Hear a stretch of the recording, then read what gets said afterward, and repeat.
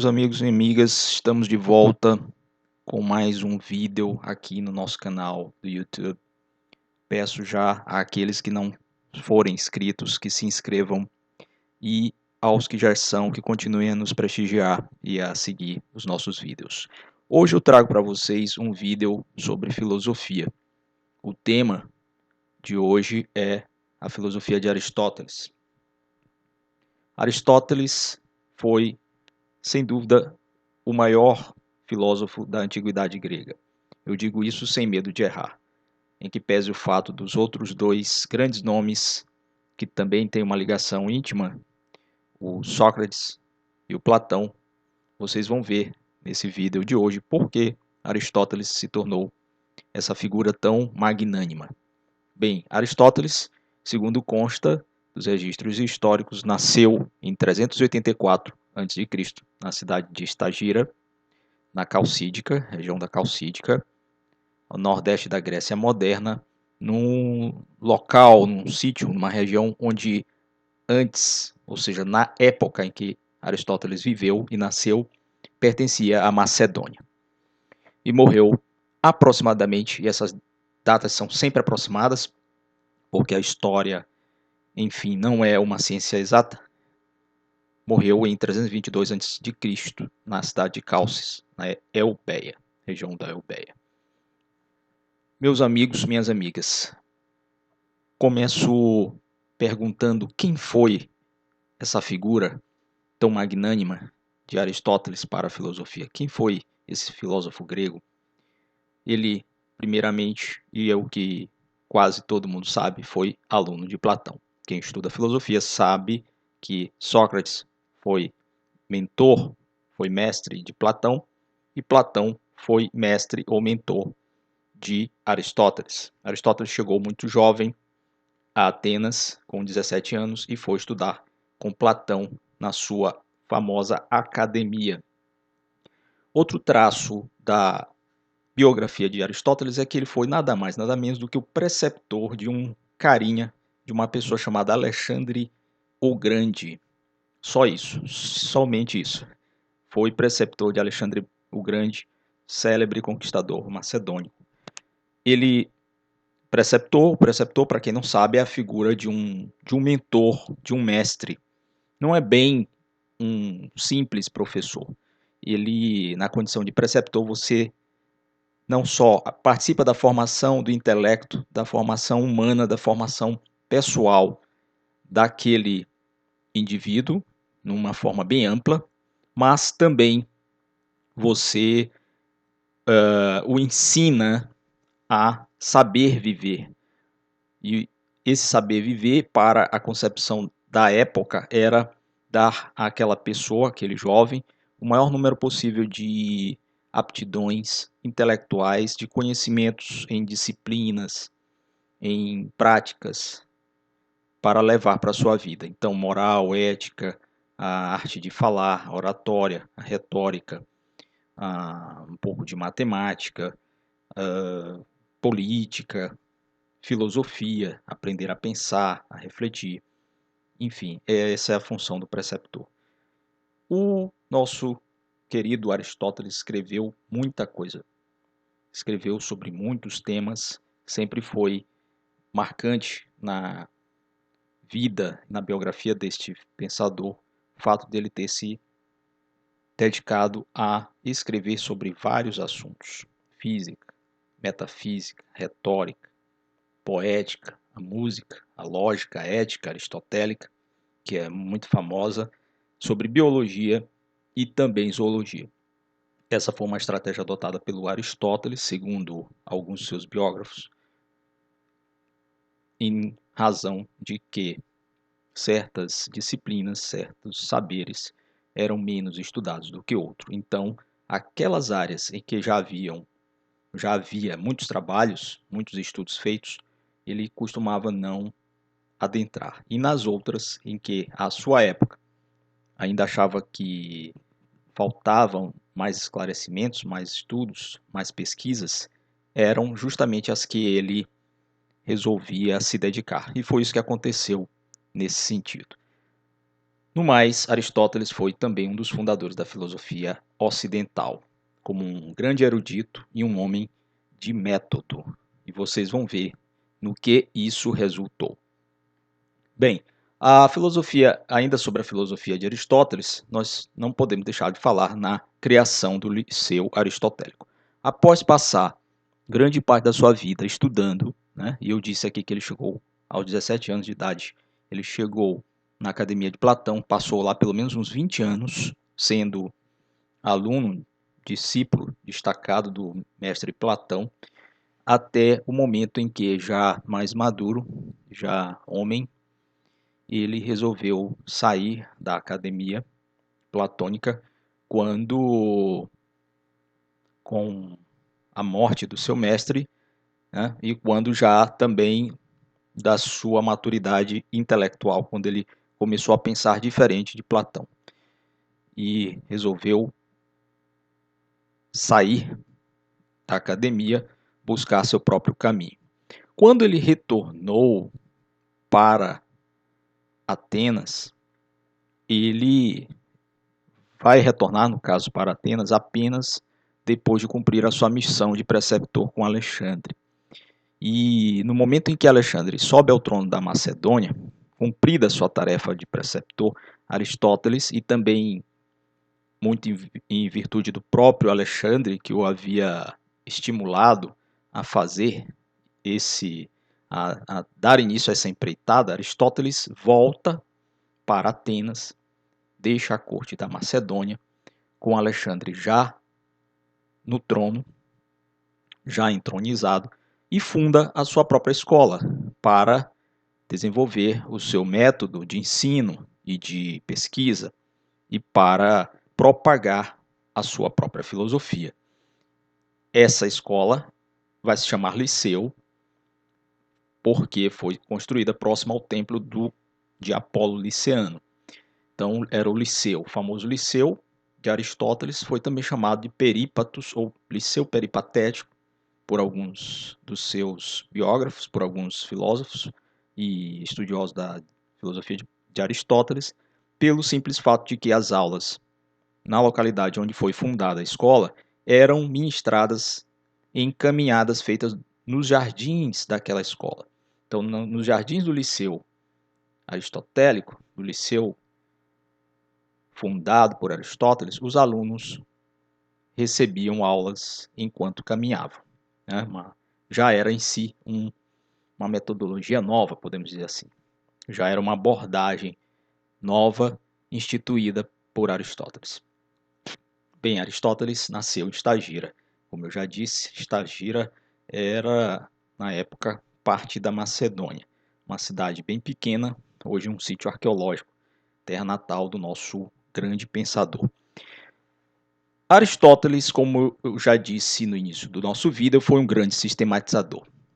Ele escreveu muitos diálogos, porém, grande parte disso que ele escreveu foi perdida e ficou durante muito tempo longe dos olhos da tradição filosófica ocidental e só posteriormente voltaria a ser estudado quando de várias traduções que começaram a ser feitas mundo afora. Mas, voltando ao caráter de sistematização, que é um traço do pensamento de Aristóteles e que vai legar à tradição do pensamento ocidental grandes construções, basta dizer que Aristóteles era um homem que, para a sua época, tinha um espírito do que hoje nós chamamos de ciência, um espírito científico. Ele era um homem que não só observava as coisas, mas ele buscava racionalmente organizá-las em grupos de outras coisas a partir de determinadas características ou requisitos. Portanto, esse seu traço de comportamento é que levou a ser não só um grande observador, como um grande sistematizador.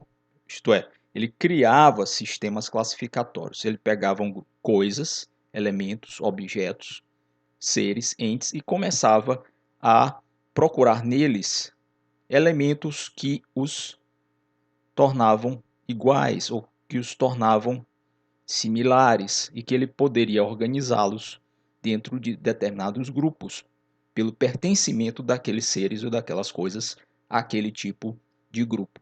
Portanto, essa capacidade de sistematização, de raciocínio, de visão objetiva do mundo levou o filósofo Aristóteles a criar sistemas classificatórios para a natureza. Ele estudava a natureza, mas não apenas estudava, não apenas observava, não apenas lidava com o empirismo da realidade, mas também formava grupos classificatórios, sistemas classificatórios com fenômenos determinados, com objetos determinados dentro desses grupos. Além disso, além dessa característica de ser um grande sistematizador e de ser um criador de sistemas classificatórios, Aristóteles escreveu sobre muitos temas, mas alguns desses temas de forma mais destacada, e dentre eles sobre a política, por exemplo. No seu livro Política, ele trata sobre as formas de governo existentes então e quais as que ele entendia que eram melhores em relação às outras.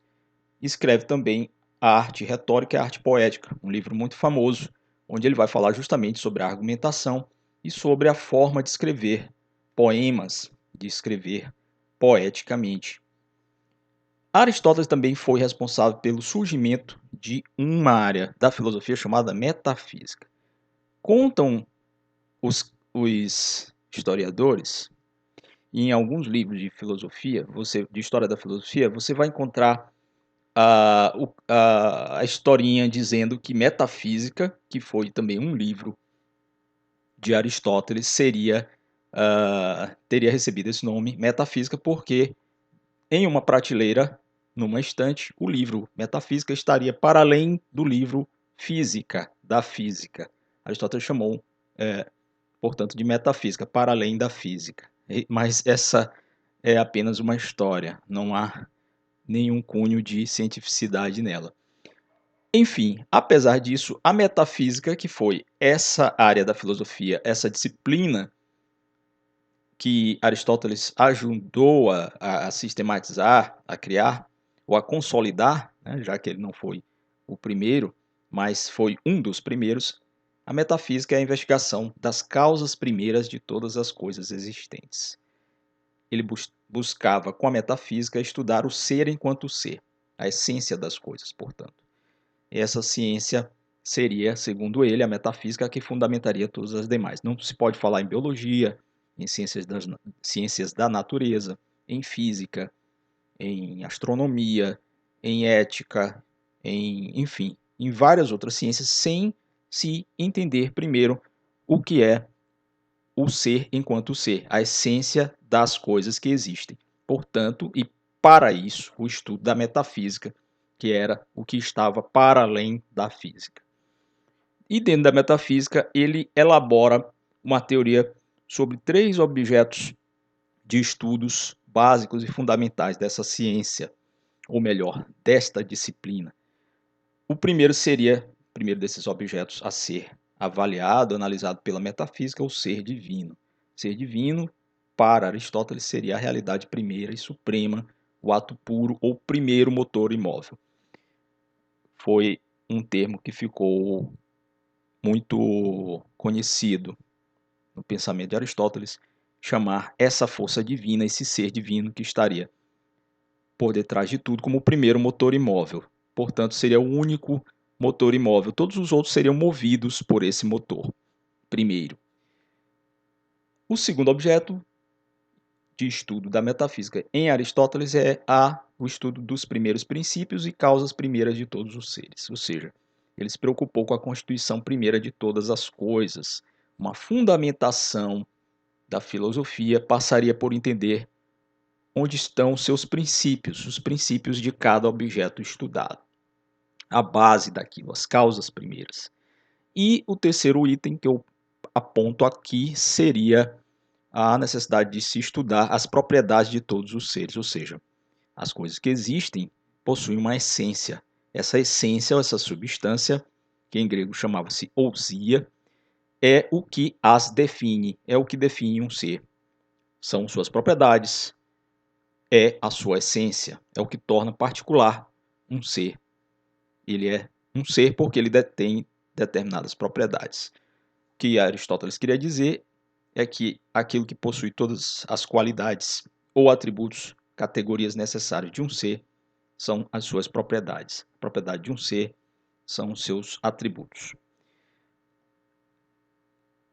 Ainda em relação a Aristóteles, fazendo uma ligação com o que eu abordei no início deste vídeo, ao dizer que ele se afastou depois de 20 anos de estudos na Academia Platônica, está presente uma oposição a Platão que vai ser decisiva para a formação do próprio pensamento aristotélico, né? Afinal de contas, um discípulo ele só se torna mestre quando ele não é relegar o mestre, mas quando ele passa a querer suplantar o mestre ou quando ele começa a transformar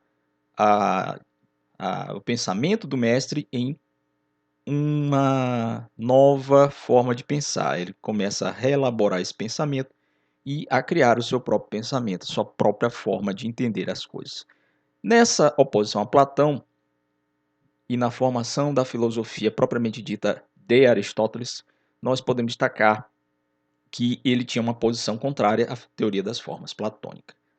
Platão, como todos sabem, ou se não sabem, vão ficar sabendo, criou aquela ideia de que o mundo real seria o mundo das ideias e não esse mundo em que estamos todos nós aqui, mortais. Este mundo teria formas ideais que estariam em outro plano e essas formas ideais, essas formas num outro mundo, né, num mundo não sensível, é que seriam a realidade. E nós, nesse mundo, seríamos sombras, seríamos modelos imperfeitos que repetiríamos as formas ideais. Então, essa teoria da forma platônica, como vocês veem, tem um nível de abstração um pouco alto.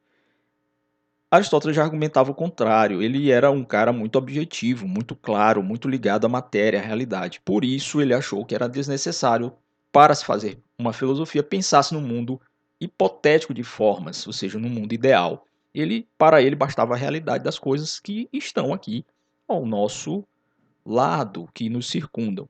E foi isso que fez com que ele se tornasse um indivíduo muito curioso e um indivíduo que passou a sistematizar coisas, organizar entes, criaturas, seres em grupos com determinadas características.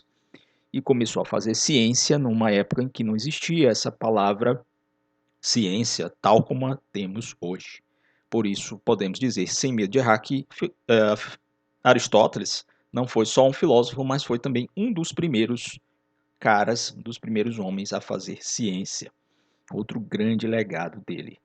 E o interesse de Aristóteles era pelas ciências biológicas. Enquanto o seu mestre Platão gostava muito de matemática, e a matemática regeu, de certa forma, as linhas mestras da academia platônica, no liceu aristotélico imperavam as ciências biológicas, as ciências da natureza, muito possivelmente porque o pai de Aristóteles foi médico e era ligado a essa área médica.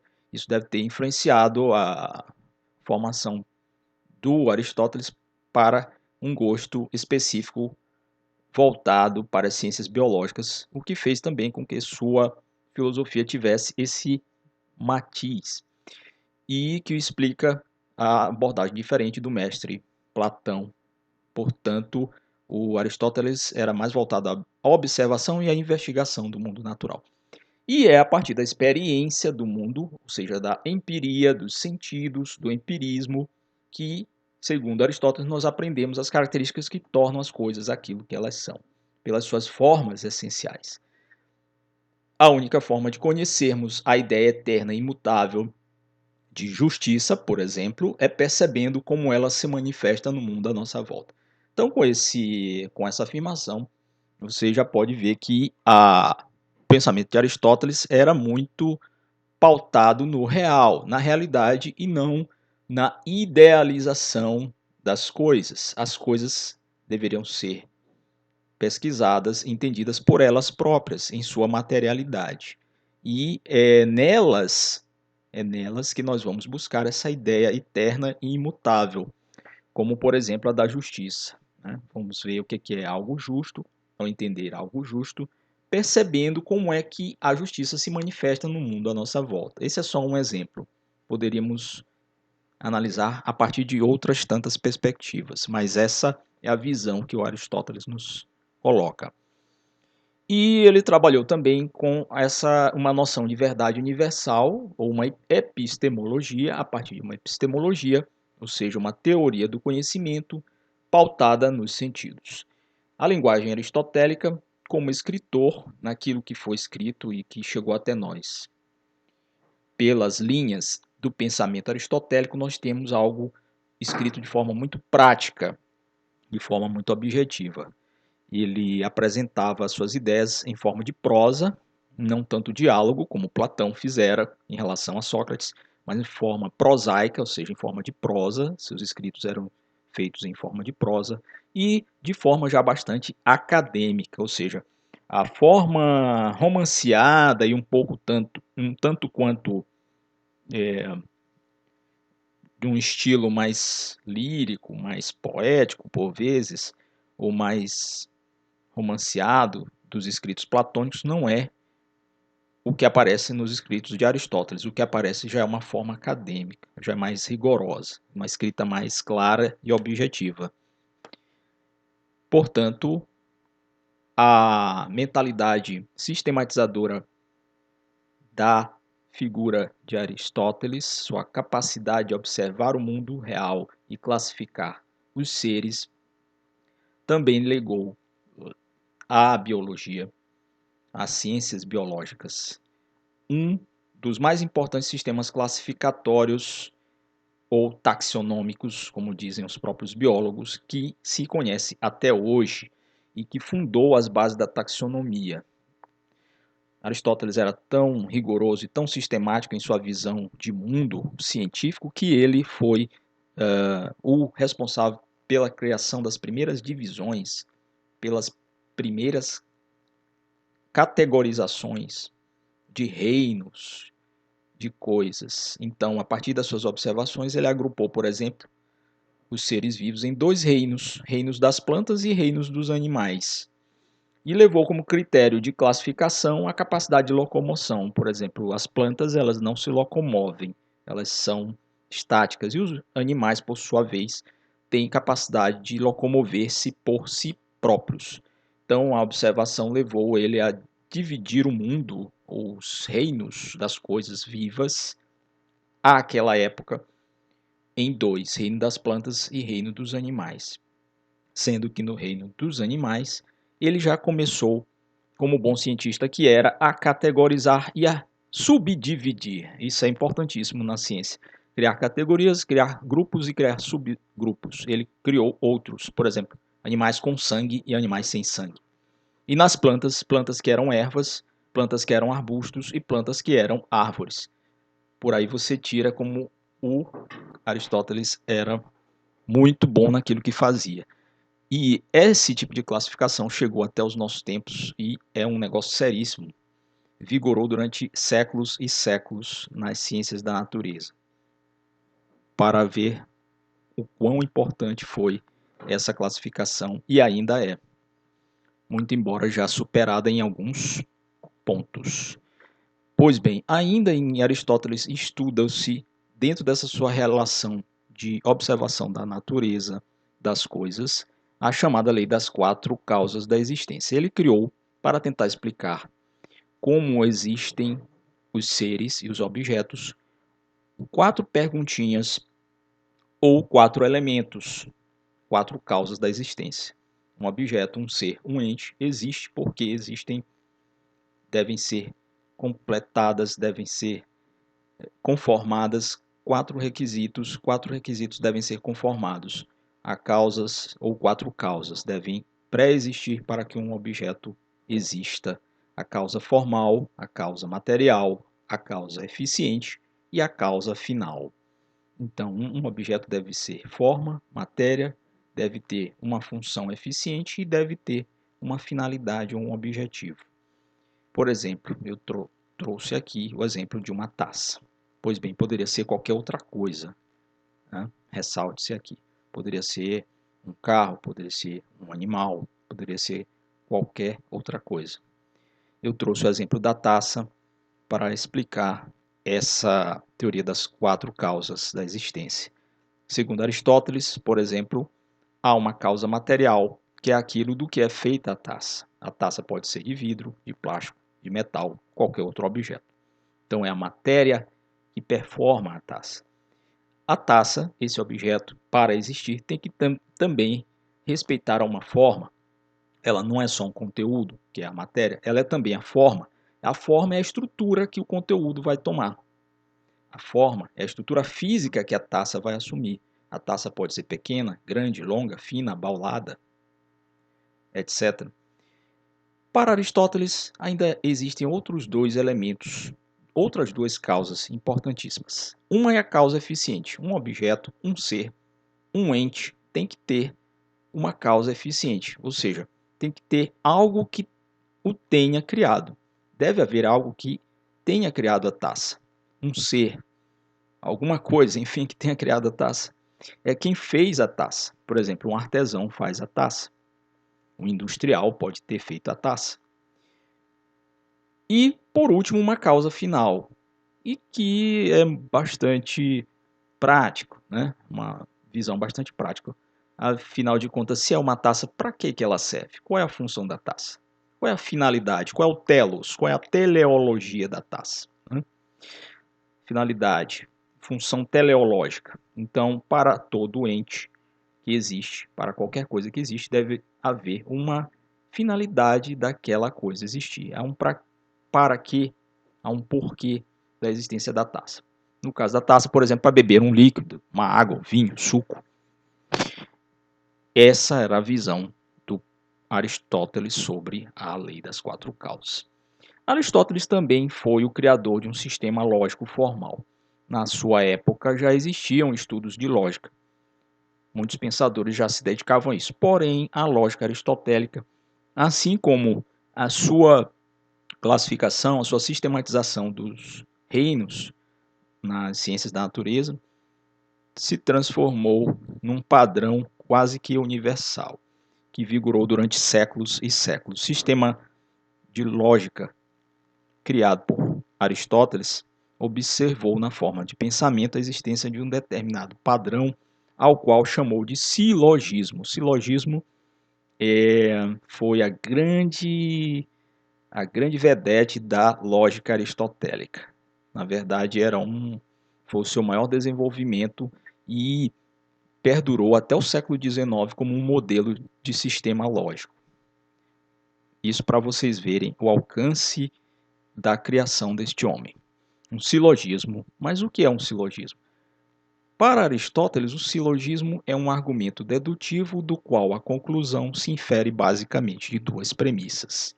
Ou seja, você tem 2 afirmações, você tem 2 argumentos e, ao final, uma conclusão que deve ter um caráter dedutivo.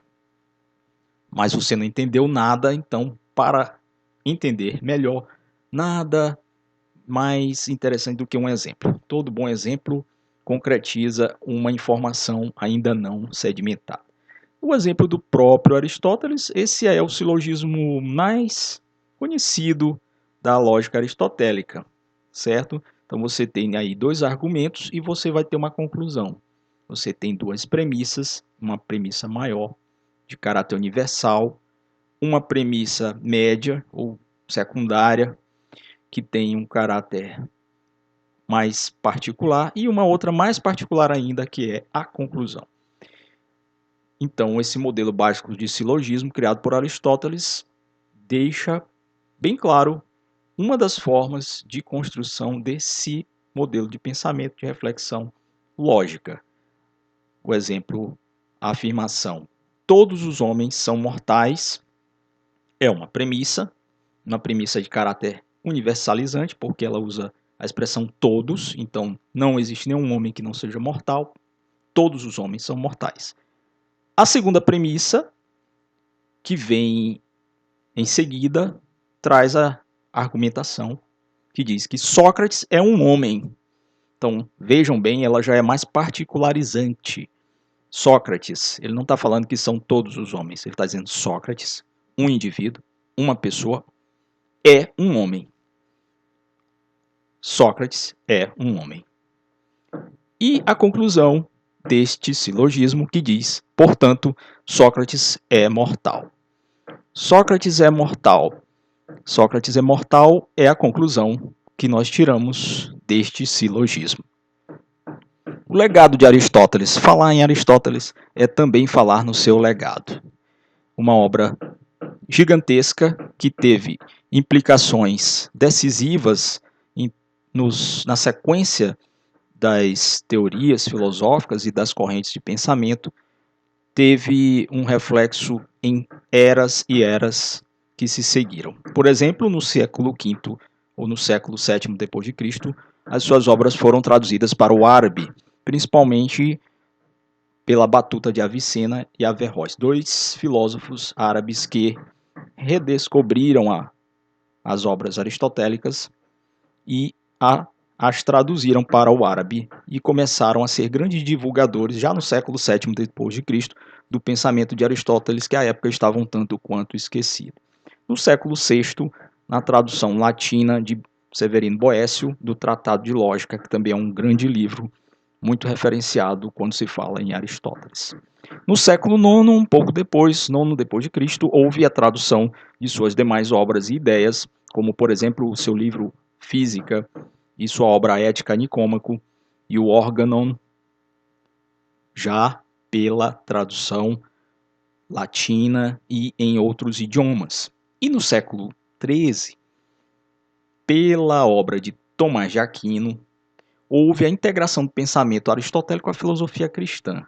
Santo Tomás de Aquino é fundamental para um renascimento do pensamento aristotélico em plena Idade Média, quando ele vai criar ou ajudar a fundar a patrística e a filosofia e a teologia a ela atreladas, com base numa mixagem entre a fé cristã, a doutrina cristã e o pensamento da filosofia de Aristóteles, fazendo parelha com o que Santo Tomás de Aquino, ou melhor dizendo, Santo Agostinho, já havia feito antes com a literatura e a filosofia de Platão em relação ao período anterior. E na Idade Média, a classificação de seres vivos, criada lá na Antiguidade por Aristóteles, ainda era o que dominava as ciências da natureza e as ciências do que viria a ser no futuro, a biologia. No século XVII, durante o Renascimento histórico, cultural, científico, as ideias de Aristóteles ainda alimentavam os argumentos nos debates entre racionalistas e empiristas, mais ou menos o que poderíamos dizer seria uma releitura ou uma reaproximação entre o que aconteceu entre platonismo e aristotelismo na antiguidade, racionalismo e empirismo no século XVII, sob a influência do pensamento de Aristóteles e ainda também, por que não dizer, do de Platão, criaram ou estabeleceram um debate muito acirrado entre essas duas formas de abordagem do pensamento filosófico e de formas de ver o mundo, a forma dos racionalistas e a forma dos empiristas. E recentemente, já para terminar, houve e tem sido feita uma reavaliação da importância e do significado da obra de Aristóteles, com grande influência, sobretudo dos estudos na linha ética, da ética, e aí até hoje, né, ideias como o bem, o bom, a justiça, têm influenciado a pesquisa, o estudo dos filósofos modernos que se dedicam a este campo do saber, a ética. Inclusive, eu sugeriria a leitura de Alasdair MacIntyre, um escocês, que é um dos grandes aristotelistas ainda vivos, né, que tem várias obras sobre moral, história da moral, filosofia ética, com a influência marcante do pensamento aristotélico, um neo-aristotelismo, poderíamos dizer. Logo, meus queridos, agora eu acho que vocês podem entender por que eu falei que o Aristóteles era, foi e continuará sendo o grande filósofo da antiguidade clássica grega, da antiguidade clássica do Ocidente. Este legado todo chegou até nós por causa desse estagirita surpreendentemente inteligente que nos disse, dentre outras coisas, que a verdade está no mundo à nossa volta. Um grande abraço a todos. Fiquem conosco nas redes sociais. Sigam, escrevam, compartilhem